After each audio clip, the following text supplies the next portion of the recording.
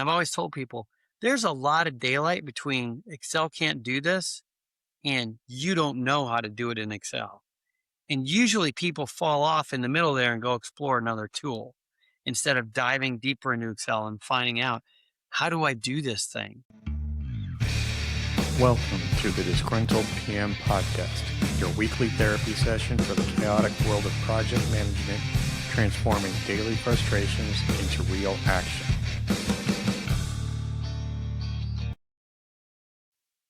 Welcome, everybody. I'm Trevor, the Disgruntled PM, joined today by my guest and we'll say data expert, Tom Hinkle.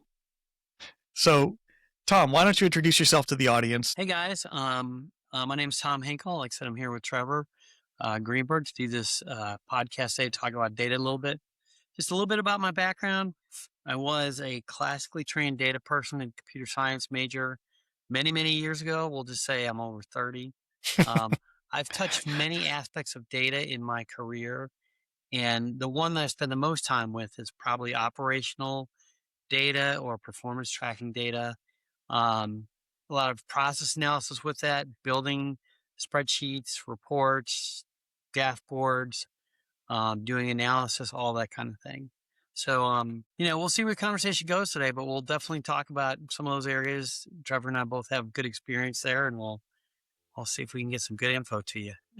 Yeah, so let's set the table a little bit, because I know you're very accomplished in the data industry itself between professional education and all those kinds of things. So why don't you set the table a little bit with that? Okay. So yeah, like I said, I came out of school as a kind of computer science and programmer, person. And then, this will date me a little bit, but around the year 2000, I kind of switched from being the typical IT tech guy that sits in the corner programming and moved into business units. And where I'm located is Charlotte, North Carolina. There's a lot of finance and banking here. So most of my career has been in that industry. But I moved to the business side where we were more concerned about analyzing data, finding new ways to generate revenue or create savings or address regulatory concerns, things like that. And as I got good with that and progressed in those types of roles, that's when the process work came in. 'Cause you don't really have to be technical to do that. Process work is looking at an individual or a group of people and understanding how they do their job on a day-to-day basis. You know, um, the simplest example I can give, and this is a good analogy I use, is if I'm teaching my children how to go get the mail. And I say this because people chuckle, like, you just go get the mail. Well, if you're really process mapping out something, you got to be a little bit more detailed and say, okay, well, what you need first to do is go downstairs and then we're going to go to the front door. Is the front door unlocked? Yes or no? If it is, if it isn't unlocked, or if it is locked, then you need to go and unlock the door. If not, you can skip that step. Now you're going to open the door. You're going to walk out to the mailbox. You're going to open the mailbox. You can take everything out of there. Close the mailbox. Is very important, children. You have to close the mailbox, and then walk back into the house. Open the door and go put the mail on the kitchen table. So again, I use that example to show you what level of detail. You forgot one step, at least What in my house. what did I forget there? Throw away the bills. No, tell the kids to put their shoes on. That's true. We didn't plan this, but that was an awesome addition, because that's how process mapping works in data. Is Yep. you get all the steps in place, and then as you're drilling down in details, you figure out, oh, there's something else that could be an issue, and we need to put that in the flow too. But I don't want to get too far off the data thing, because those two pieces in business, they fit hand in glove. We need data to understand our process, and then we need data to understand what the bottleneck is. I mean, in the getting the mail example, I would think the longest piece of that is walking in the mailbox. But maybe when we do our data analysis, we realize that my son is taking 5 minutes to unlock the door. What's the problem? Why is he taking 5 minutes for something that should take 3 seconds tops?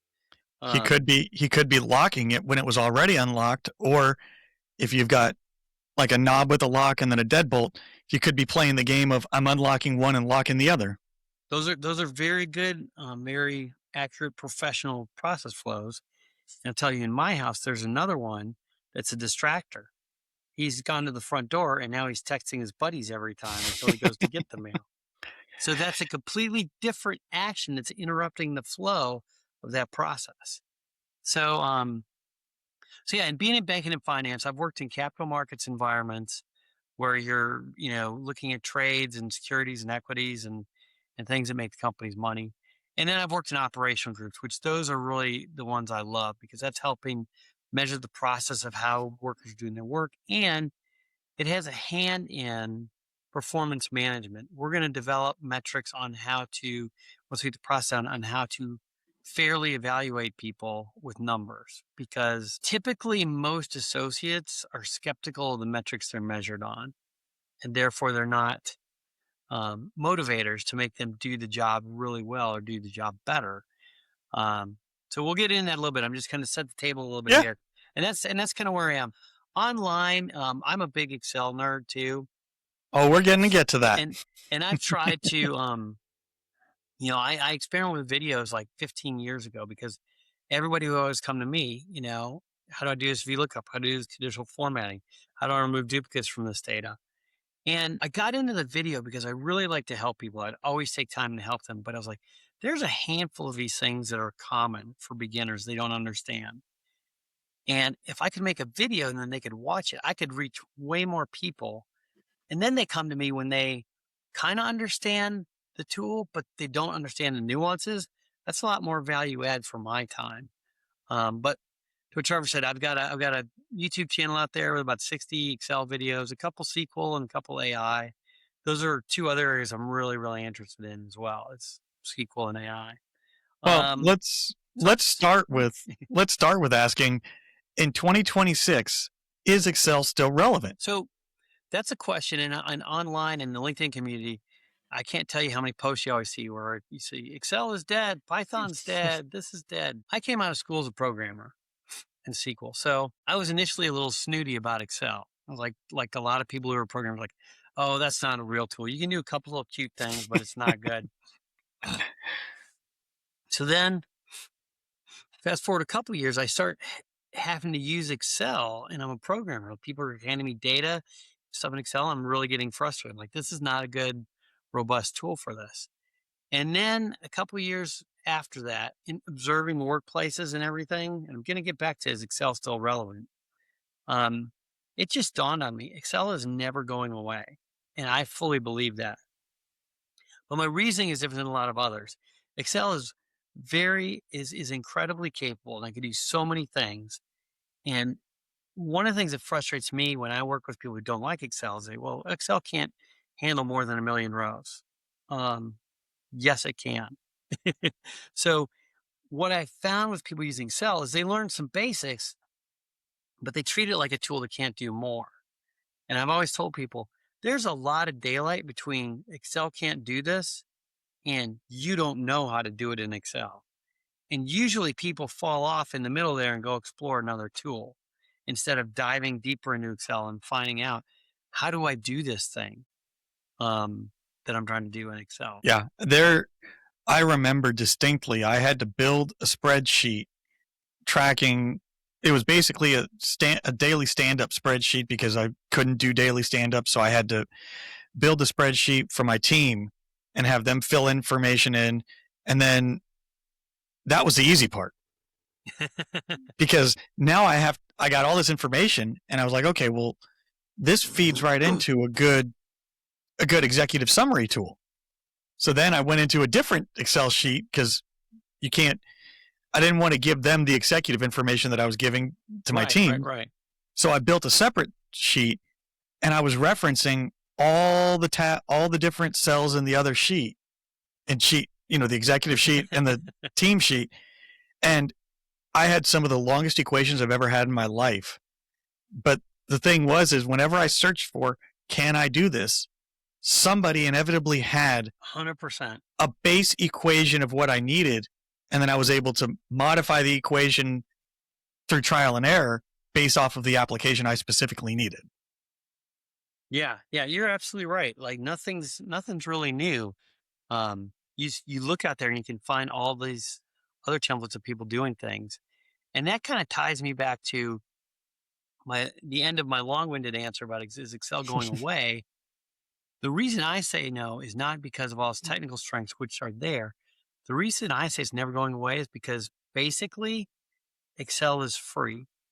And I know there's some small cases where people are buying computers that only do Unix or only do this other operating system. But in the business world, pretty much everybody has Excel on their desktop. They can use it, they have Excel. And everybody, even the ones that are coming to me with difficult questions, everybody has a working comfortability, everybody has a certain amount of comfortability with Excel. Like they understand it and they kind of trust it. Frustrates them at times, but it will always be there. And so to me, the fact that it's always going to be a tool that's on everybody's desktop and most people know how to open it and do a few basic things, you've just eliminated a big capital expenditure and a big training component by using Excel. And we'll go one step further and Yeah. say, yeah, there's Excel by Microsoft. There's also Apple Numbers. There's Google. What is Google's Google version of it? Sheets. Google Sheets. Everybody has a different version of it. But the one thing that I've found that's the constant is the formulas don't change. Yeah. Yeah. If you know how to do something in Excel, you know how to do that same thing in every other sheet database tool because they're all the same. Yep. 100%. It's all the layout and everything that's different. Yeah. It's just different menus, different placement of things, maybe different shortcuts. I will say one thing that I found on Google Sheets a couple years ago that just kind of made my head go. Um, right now, Excel and Numbers and all those, they have auto save capabilities Mm-hmm. where, we used to, Oh, I remember. I know where you're you'll going. relate to this, you know, hey, today is my Excel file underscore 2026 0406 Mm-hmm. dash 001 dash final. Like we would have to make our own version control. And now all these programs do it. Like Excel saves everything you do. Like I don't know what the exact cadence is, but it's pretty much anytime you make a change, Excel pops a version out there. So if you go look, you can pull back versions for many days. But what blew me away about Google Sheets, and this was several years ago, is I was helping my son because I don't know why, but Google Sheets tends to be more of an academia tool. Like high Mm-hmm. schools, colleges, they tend to go more towards Google Sheets, whereas businesses still gravitate towards Excel. But I was going to save his file in Google Sheets. There's no save button. Like you could get it to it from the file menu, but there wasn't a save button. So they had taken the auto save, and that's one of the tools I think they were ahead of Microsoft on. Is they're just like, no, we're just going to have this saved to the cloud every day, and it'll be backed up, and we don't need a save button anymore. Yeah, I use the Apple suite for free because I got tired of Microsoft for a lot of reasons on a Mac. And one of the things I've noticed is before I used to use Word and I would have to save it because I wasn't using the online version of Word. I was using the local version. When I switched over to the Apple suite, yes, there is a save button, but every time I click Control S to save it, it's already there. Like I don't, that we all know the familiar. I'm going to exit out of the document or the whatever it is, and then it asks, "Do you want to save it?" It never asks me that because it's already defaulted to save. Yeah, yeah, yeah. It makes sense. Makes sense. And That's how it should work. and when we talk about processes, that's the ultimate in process efficiency of not having to save things all the time. And unless you need a specific snapshot of a moment in time, then you save it as the report underscore date time whatever. Yeah, yeah, But because there are times where that's required, but ultimately if you're in a working document, it not having to save it means it's so much easier to deal with. yeah, yeah. 100% agree. So let's talk about, since we're on the topic of data, and I know one of the passions of yours is controlling the data. Let's talk about the chaos of ungoverned data. Well, yeah, the ungoverned data and unclean data, it creates lots of messes. And what inevitably ends up happening, and this is really a problem for when you do want to roll out a more robust, more enterprise-wide solution, like, buy a Salesforce or something like that to put all your salespeople in. Because right now, today, we're managing on a spreadsheet, and now we've got duplicates in here. We've got, you know, people putting in wrong information into the wrong fields, or they got the wrong things there. So that is a problem with Excel. Like I don't ever like say things can't do things, but there's certain things it's better at and not as good at. And so I think with the ungoverned data, what that propagates is that everybody is going to do their own recon when it's not governed, because you're going to get the report from let's just call you and I the IT team, or we'll call it for that for today. So Trevor and You're I, being we very produce generous. we produce a monthly report, and it goes out to people.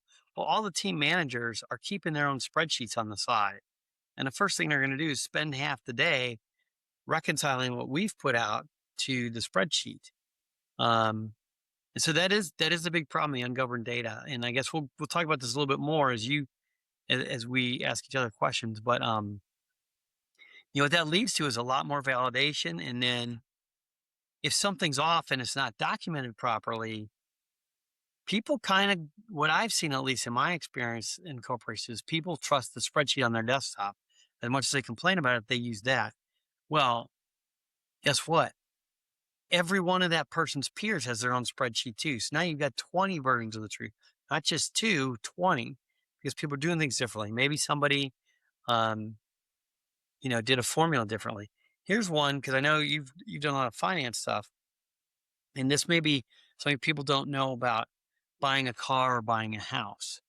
When you finance buying a car, let's say you borrow $20,000. Actually, 20,000 won't get you a car these days. No, it won't. Not new. But we'll use that just for simplicity's sake. So when the finance people, you go in and sit down and they calculate their payments, they will calculate a monthly payment for you, but they can structure it so that your monthly payment comes out on the 1st of the month, the 15th of the month, or the 30th of the month. All of those are valid, but each one of those is going to change how much you pay for the car, how much interest you're paying for the car, and when you pay for it. Because if I don't pay them for 15 more days, behind the scenes, the finance program is calculating 15 more days of interest to put on my loan, as opposed to paying it on the first or the last day. So that's just an example of, Well, people can have different formulas without even trying to be nefarious. They just I'll take set that. them up I'll take differently. that. You go ahead. I'll take that example one step further, and this is one that I learned a couple of years back, and it's the most practical example of this that you'll ever hear. If you own a home, you have a mortgage. Everyone pays their mortgage once a month. But if you divide up your mortgage payment by 4 for 4 months, or for 4 weeks out of the month, and pay it weekly, you pay an extra, I think it's an extra two full payments a year that's taken away from the interest pay down, just by paying weekly instead of monthly. Because you're getting, because there's 48, if you average 4 weeks a year, that's 48 weeks, but a year is 52. So you're getting a full payment extra every year just by doing that math alone. Yeah. But that, what you're describing there, that's actually a great way to pay your mortgage down.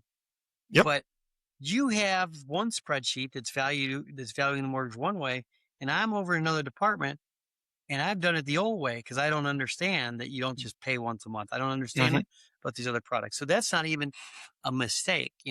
That's something that in the process we have to define what modeler we're going to use to amortize this payment.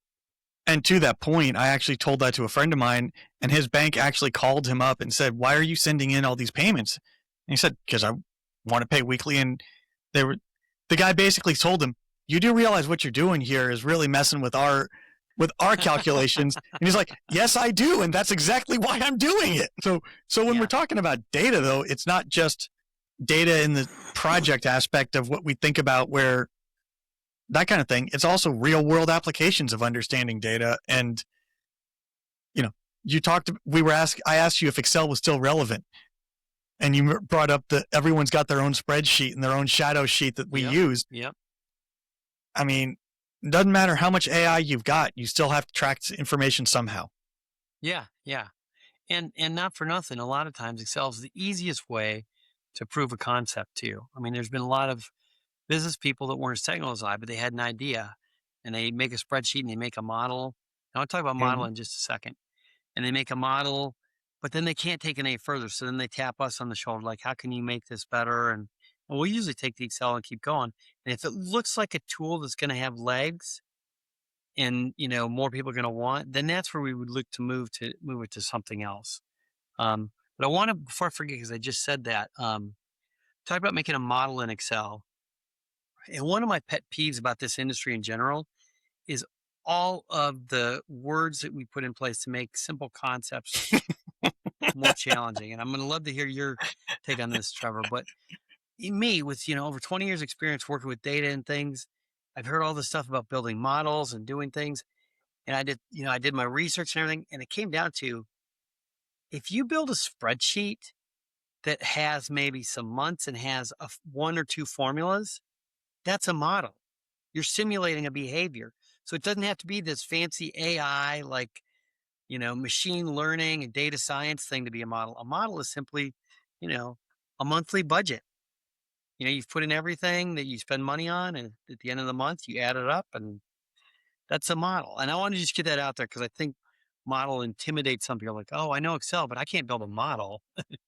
Well, you don't have to in a lot of cases because people have templates out That's there. true too. Yeah. And that's the other part is there's so many templates that have been put out there historically for anything you could possibly need. Like I I remember I was consulting for a company and I watched their CFO do a life cycle business model. And I mean, I was blown away by the complexity of this thing because it was incredible.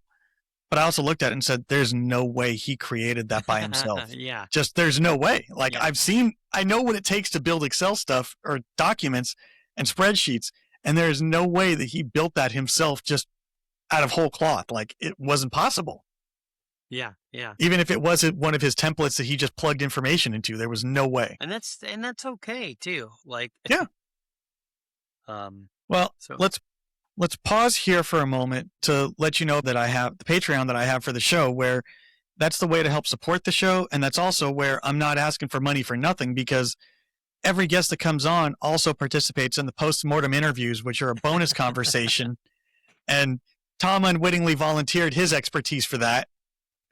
And we're going to be talking about designing metrics for humans, not dashboards, and analytics versus reporting in that, because that's kind of his bread and butter. And that's also how we can make you how you can do better in presenting your business cases to stakeholders. So, Tom, let's get back to the conversation. And I know you recently performed an experiment that I want to talk about because this one's important to me.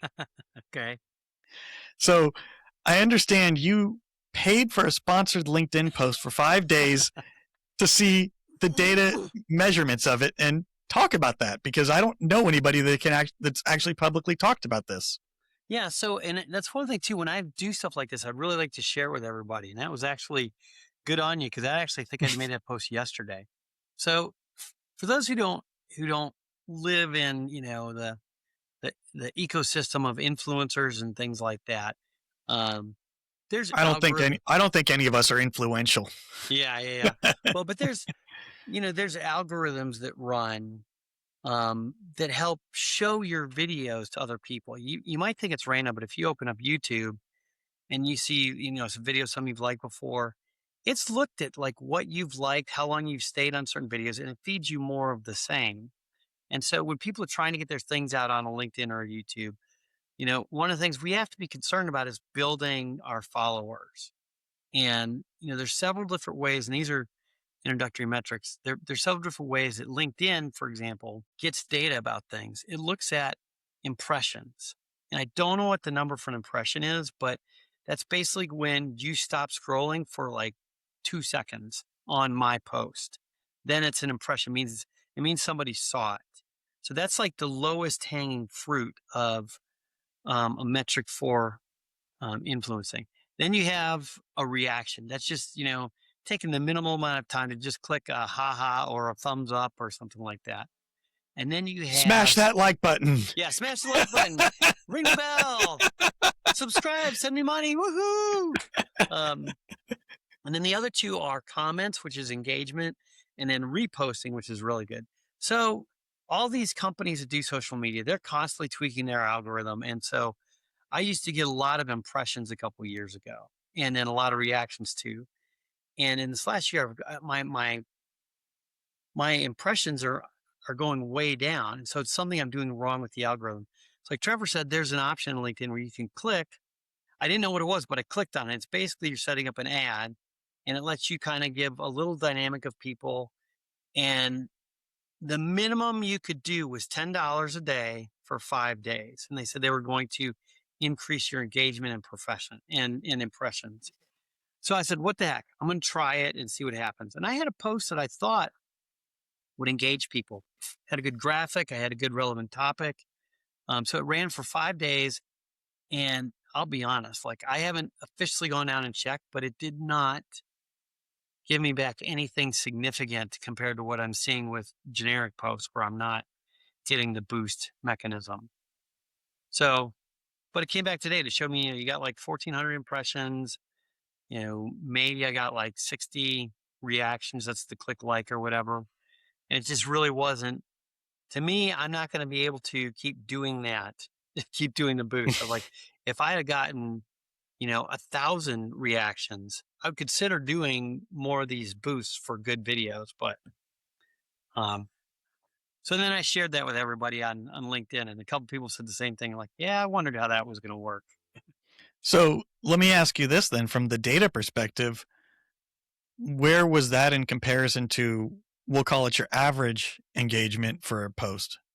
But like I said, I didn't go back and analyze that against my recent transactions, like officially, but I kind of know in my head where all those were. And I think it's pretty much in line with every other post I've made for the last couple months. It was not above. I didn't do hard analysis on that one just because it was literally so low. I was like, yeah, this is not going to justify me spending $50 a post on. Well, hey, the audience got something out of it. Yeah, hopefully. I mean, and we see, when we're all scrolling, we see those sponsored posts. So they're doing something, but I would question, is it a revenue generator or is it actually value add? Yeah, yeah. So when we're talking, so now that we're still on data and everything else, let's talk about metric design and how we actually find the data how we build these data analytics, because as PMs, our job is to convince the stakeholders that we need their money, we need time, we need something. And everyone likes to post or to share metrics. And we hear that in resumes. We hear that everywhere. It's always metrics, metrics, metrics. But how do you actually come up with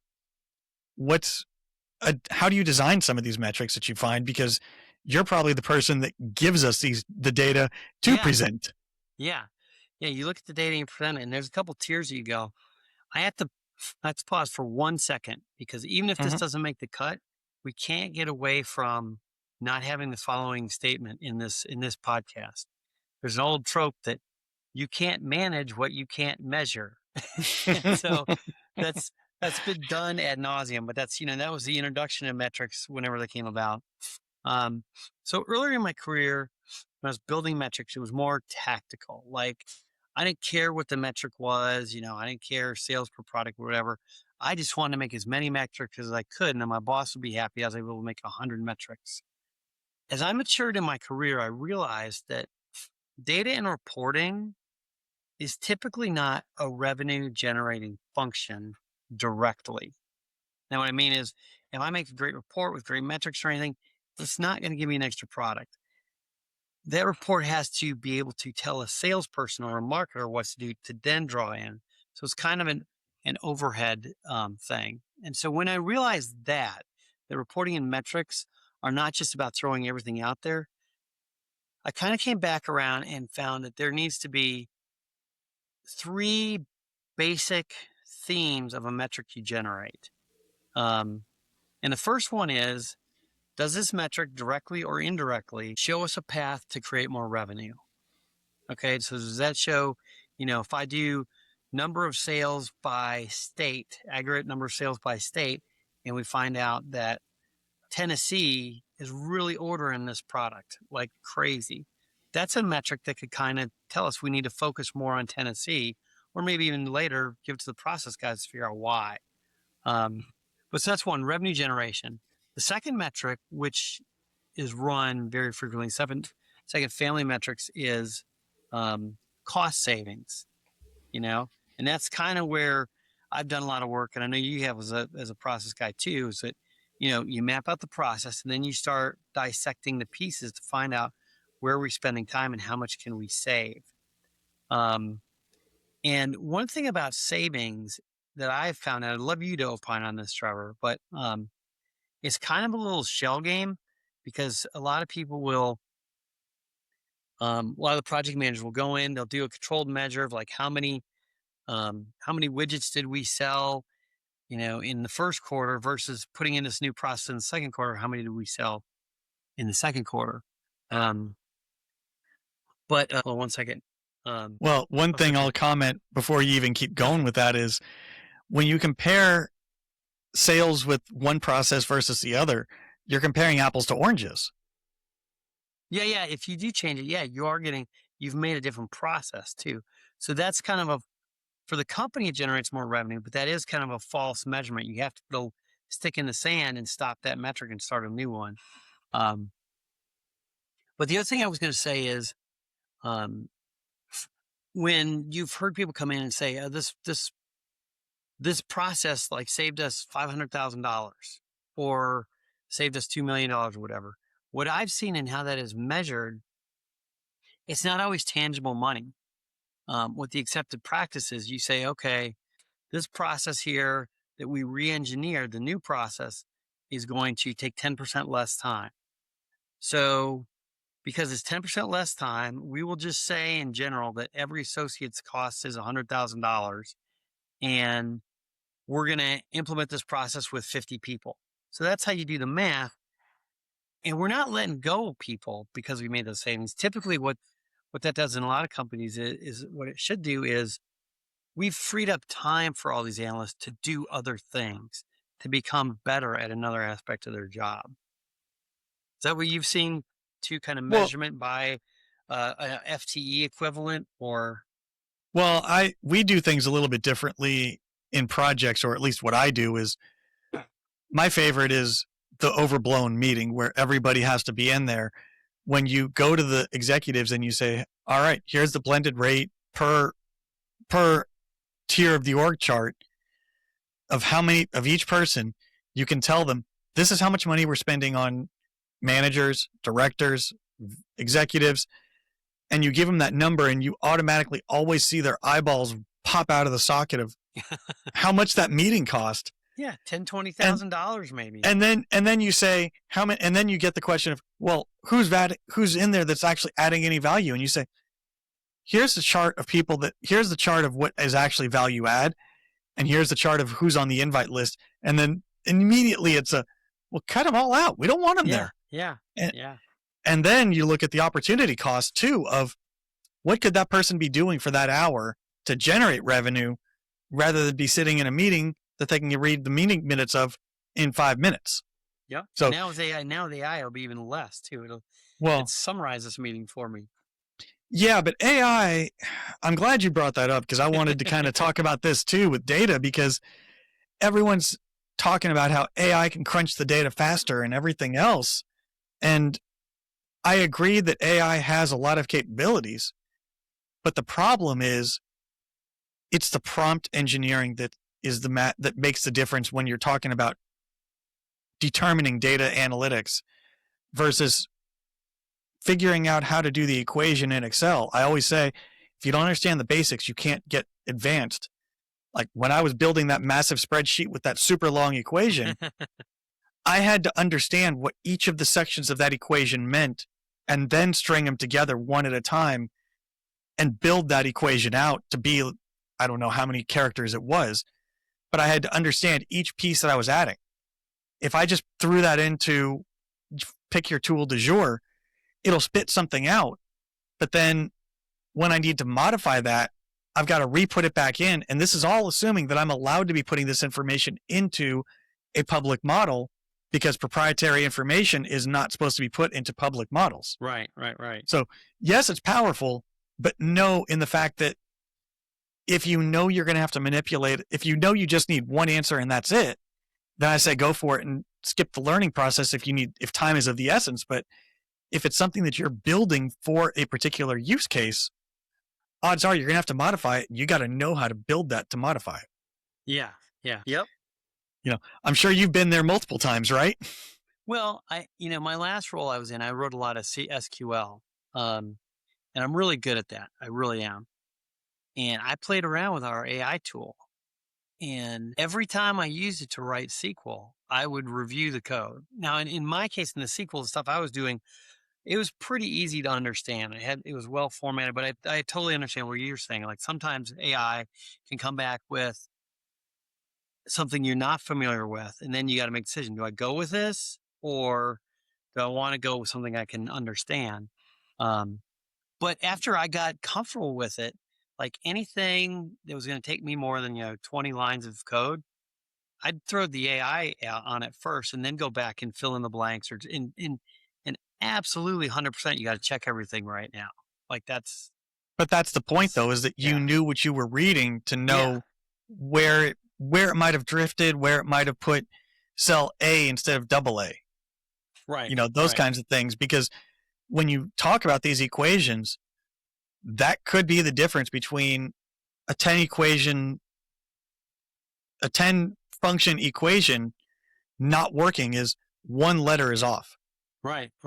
And if you don't know how to do that and you don't know how to read it, yeah, it's great for, let's say you built that equation on the AI tool, and then it assumed that you were starting at cell A1, and in reality, you're starting at B1 because you've got your header row, but you don't know how to read to know where it was referencing A1 versus B1.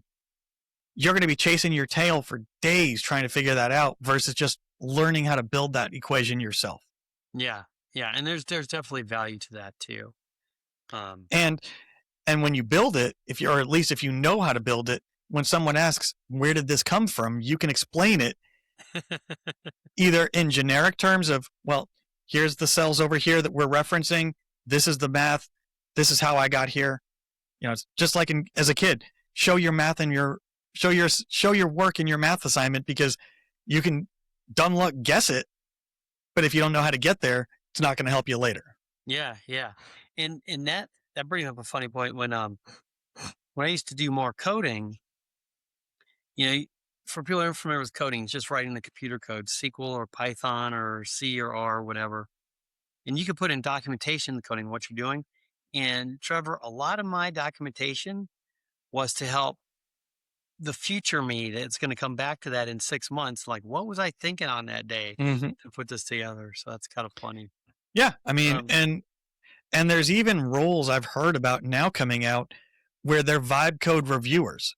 They're looking for coders to review the AI code. Yeah.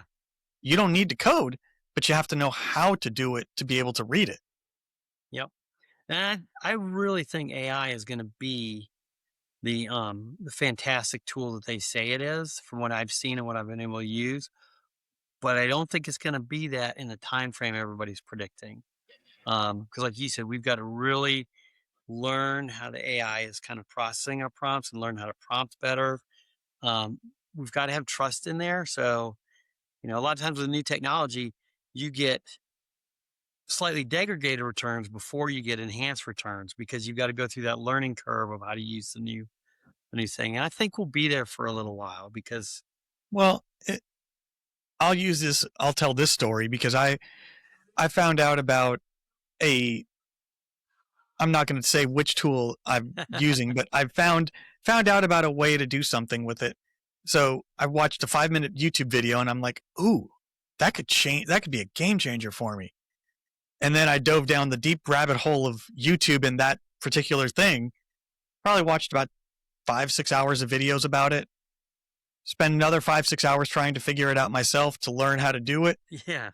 And then I realized my old workflow was way better than whatever this new thing was. Yeah. Yeah. Yeah. But what I do have is I say now I've got that knowledge of that particular tool, so that should I need to know how to do, should the need arise where that tool comes into play, I have that baseline understanding of it and just got to brush up on the currency of it rather than learn it from start to zero. Yeah. Yeah. And you learned another way to do things, another tool to put in your tool belt. And so that's always a good thing too, learning how things work. Yeah. Um, Let me share one that I encountered in the last couple days, maybe a week. Um, I've got a program I'm running to go out and scrape some websites for certain information, and it's working, but it was slow. So one of the companies I was looking at had to pull back like 2,000 pages because it's pulling subordinate pages and things. That was taking an hour and a half, and it's like that's way too long. Well, not for nothing. If you've obviously got your own computer. Most people watch this probably do. Mm-hmm. Everybody's probably heard of this multi-core. I've got 8 cores or Mm-hmm. 12 cores or 6 cores. What really is that? Because of my background, I know what that is. If you have 8 cores in your machine, you basically have 8 computers. But the problem is programs have to understand how to delegate work out to each of the processors. And like Excel does that automatically. Excel is automatically enabled for multi-core processing. I was writing my web scraper in Python. And so Which is single core. I went out to what you were talking about. I went to YouTube and did some research, and by default it is single core, but I found the way to build. It's basically like a work allocation node that will, I need my 2,000 rows. So it sends 200 websites to look up to processor A and then 200 processor B. So it delegates all the work out. And I'm not kidding you, Trevor. That process that took an hour and a half just by doing those multi-core processor things, it's down to like 10 to 15 minutes because they're all working at the same time. Yeah. But that's that. That was a positive learning. Well, but that's that baseline of knowledge that you had before you started. And that's the thing that I think, that's the part about AI that scares me the most, is that everybody has different familiarity with it. And when you see content, it's assuming that that the average person has the same level of nuance that the person writing the content does, but they dumb it down in a way that, oh, you can do this too. Well, if you gave me the answers, I can. But what if I need to do something a little bit different? Like we've all seen the 10 prompts to change your life. Okay, well, what happens if I need a prompt to create, instead of meeting minutes, key decisions? But your prompt is for meeting minutes. Going right back to that Excel example of, I have to know how that prompt is structured to make it work for the adjustment, because meeting notes or meeting minutes could be summarizing the whole meeting. Key decisions are key decisions by X person. The prompt changes radically with those two differences, and it's to make it effective, it's a very nuanced change and not a wholesale change of words. Yep. And it's true, because it will transcribe everything. It will transcribe the first 10 minutes where you told us about your awesome vacation to Maine this summer. Actually, it was to South Bend. Yeah. Nice.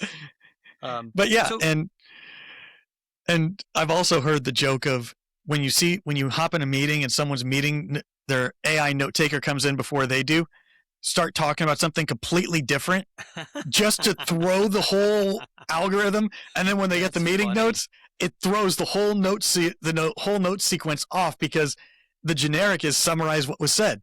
So if you hop in and their meeting minutes, or their note takers hops in 5 minutes before the meeting starts, and you talk about the most random things, the most random things are then summarized in with the meeting. Yeah. It's funny.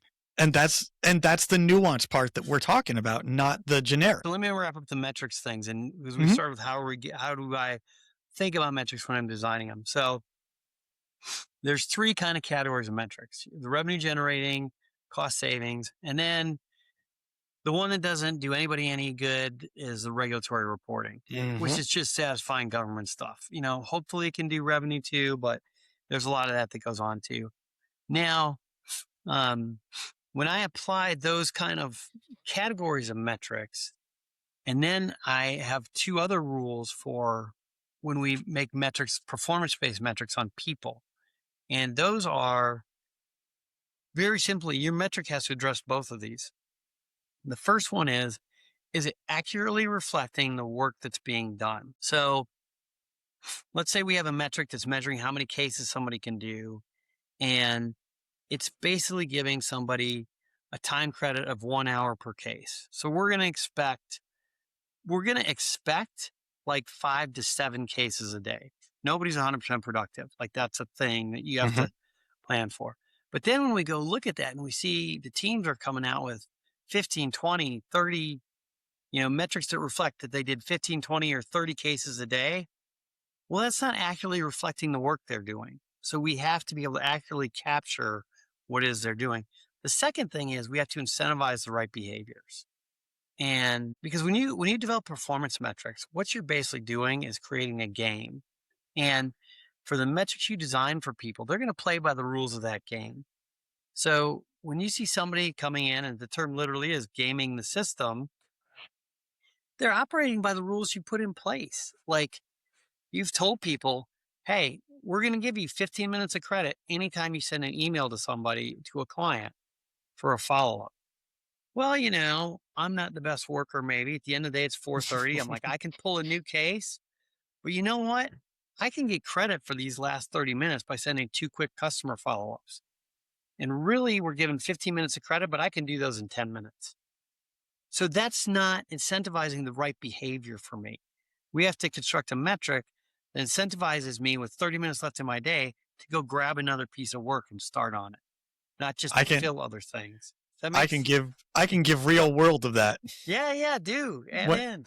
when I worked for the VA, I started off doing case analysis or billing analysis.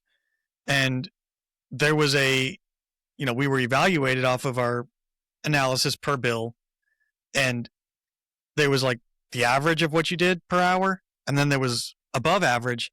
But once you hit that above average metric, didn't matter whether you beat it by 1 or by 1,000. So I knew a lot of people that they would hit their above average number per day, and then they would just shut off for the rest of the day. Yeah, Because if they hit it by noon, that meant the afternoon was free to do whatever because they already hit their metric.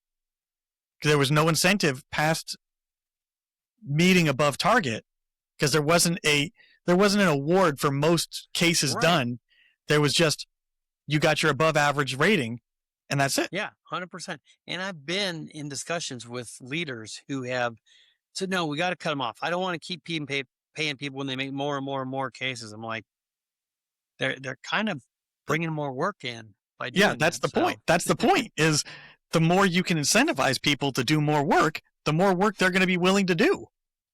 That's why commission sales is so lucrative. oh yeah, yeah.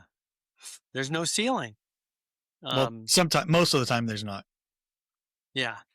I've worked with salespeople. Like once I started blowing out my ceiling, they made new ones that were lower or Yeah. or higher. I mean, Yeah. I mean, it reminds me of The Office where there was an episode where Saber bought out Dunder Mifflin, and Michael is signing Jim's bonus check, and he realizes Jim made more in his bonus check than Michael makes as a manager. yeah, yeah. But But so, those are kind of the ideas that I take from metrics. I'll let you kind of ask a question. so I was just going to say that we're going to get to the guest question, where I come up with a tailored question for every guest. Oh, okay. So, what is the most useless vanity metric you've seen attempted to pass off as valid? The most useless vanity metric. Um, So, like, we talk about vanity metrics, like, think about the impressions. The impressions are the vanity metric, but they don't mean they mean you've reached people, but if nobody's liking, nobody's engaging, nobody's doing anything, it's a great number, but it means nothing in the grand scheme of things if nobody's doing anything with that number. Yeah. No, and it's funny because you say I was pausing that because I didn't understand what it was, but I was trying to think about the vanity metrics I'm familiar with. And I would actually say um, that impressions is the most useless one for me. Okay. And this is interesting because it applies somewhere else better. Like in LinkedIn, it's an important metric that they need to track because their algorithm is determining how impressions Tom Hinkle gets or Trevor Greenberg gets. So for them, it's a good metric, and they probably need something around, they probably need to like group people together in groups of 5,000 followers. Like you got 0 to 5,000, you got 5 to 10, 10 to 15, blah, blah, blah. And they probably need to look at how many impressions on average, and by mean, are we giving all the people at these different levels? There's nothing that I know of that I can do to change that metric because LinkedIn doesn't publish the rules on how they do impressions. So there's a lot of people out there guessing as to what it is, but that's probably the most useless because the others are kind of stages in the engagement funnel. I think people will like my post for a while. Then eventually somebody might comment on one, and then I might have a dialogue with somebody, and then it would go further. And then the last vanity metric is the reposting. That's like the holy grail of metrics. When something is so good, somebody's going to actually go ahead and repost and add a comment to it. Um, that to me seems like the best. Does that Well, resonate though? That the oh, yeah, I mean, impressions are not I really. agree. I Yeah. agree 1000% that yes, it's great that you can get 1 million impressions on a post. But what happens, and we're talking about LinkedIn here, but fill in the blank for Yeah. anything on Yeah. this as a concept. But okay, you reached 1,000 people or 10,000 people or 100,000 people. If you, the one thing I was told, I saw somebody post about was your, I can't remember what they called it, but it was the percentage of impressions versus engagement. And if Yeah. you're Yeah. Yeah. hitting, Yeah. and if that's a higher number, then that shows that you're reaching a lot of people and they're responding. If you're reaching a lot of people and nobody's responding, then you're just shouting into the void in a way. And that's interesting too, because those are valid metrics. But I wasn't, to be honest, I wasn't thinking that right away. That actually the reactions and the comments, they're metrics too, but they're kind of like facts based on themselves. But it's blending those two. What is my engagement versus impression rate? Yeah, that's Yeah, because that's a I good know one. people, we've all seen it, the people who post 1 million impressions in a month, but they're not posting engagement numbers in a month. They're not Right. posting, like, and we see it all the time that the people that say, yes, it's great to get those vanity metrics, but what is that doing for you in a conversion factor of, is that creating conversation? Is that creating dialogue? Is that getting you clients? Is that getting you whatever it is that you're after on LinkedIn? And substitute LinkedIn and these metrics for fill in the blank in your business world. We're just using something that is trivial and pointless that's safe to discuss, but that's the truth. Is if you can, if you have like, I've seen it in project meetings, people will post about, oh, we're 80% 80% complete, but the other 20% is the really hard part that we haven't gotten to yet. So yeah, we're on track because we did all the easy stuff first. Yeah. Yeah. Yeah. You're posting those vanity metrics to make it work, but it's not a real number. No, no, it's not. It's not. And And that goes ties in. That's not a lot, but I kind of gave you my two like top of the class assumptions for making metrics. But another one, and I was recently in a marketing group where we did my first exposure to marketing metrics, and that was awesome. I mean, I'm looking at impressions like of websites on Google and like how Mhm. many, we're looking at our company's page and how many people are looking at our page and things. That's truly big data. That's millions, millions, tens and hundreds of millions of entries per day. So that's like I said, that's but truly, truly big data. But it's it's all overwhelming. relative. Yeah, yeah. Go ahead.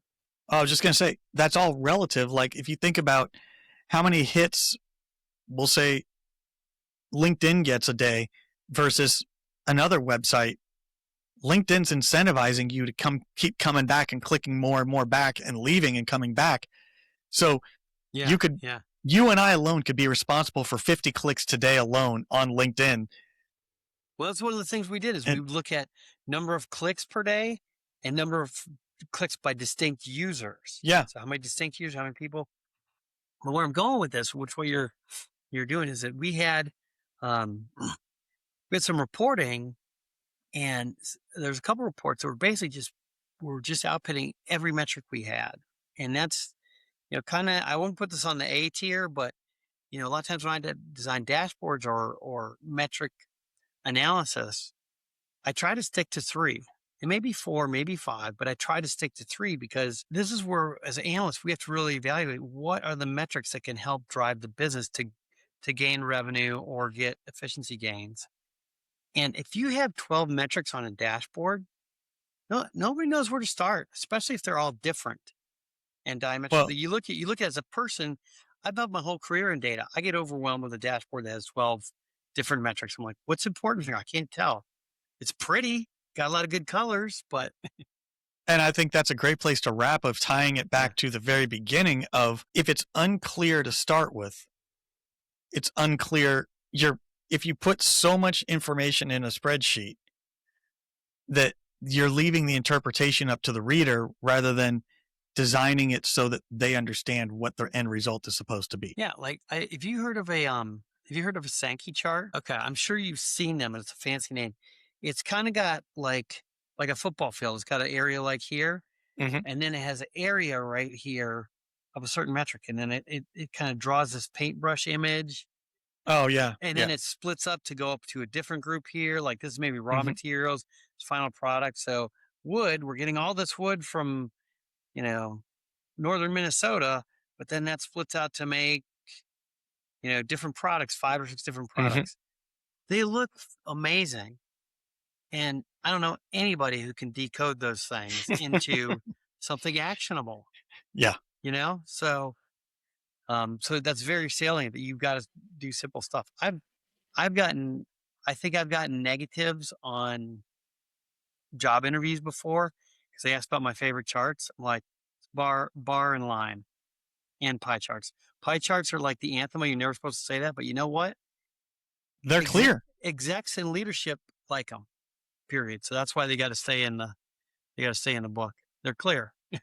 Well, Tom, it's been a pleasure. We could talk about this for hours, but I want to hand the floor over to you. Let the audience know where they can find you, what you're up to, all that good stuff.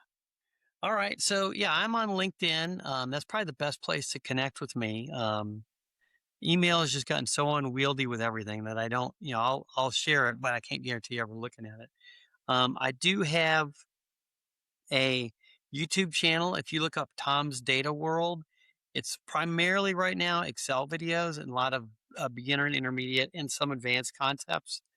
I do have some SQL. I'm planning on doing more SQL and AI videos there too. Those are my 2 main places I'll be. I'm in Charlotte, North Carolina. So if anybody sees this in Charlotte, I love connecting with people. Go grab lunch or something somewhere. And that's about it. I appreciate talking with you, Trevor. It's just as fun as the other couple times we've talked, except for now we're getting recorded. So yeah, I'll have links to all those in the show notes for everyone so that they can connect with Tom. And I'd be willing to bet that I've probably watched some of your videos as I've been trying to find things on Excel myself. So cool. So with that, I want to remind everybody, don't forget to like, subscribe, follow, all that fun stuff, because as we've said, the algorithm is the algorithm, and that's all low barrier to entry stuff that you can help support the show with.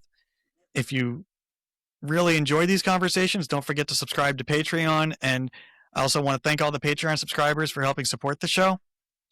And I'll end like I always do. May your deliverables be on time, your budgets and your scope not creeping. For Tom Hinkle, I'm still Trevor, and I'm still the disgruntled PM. Thanks for listening.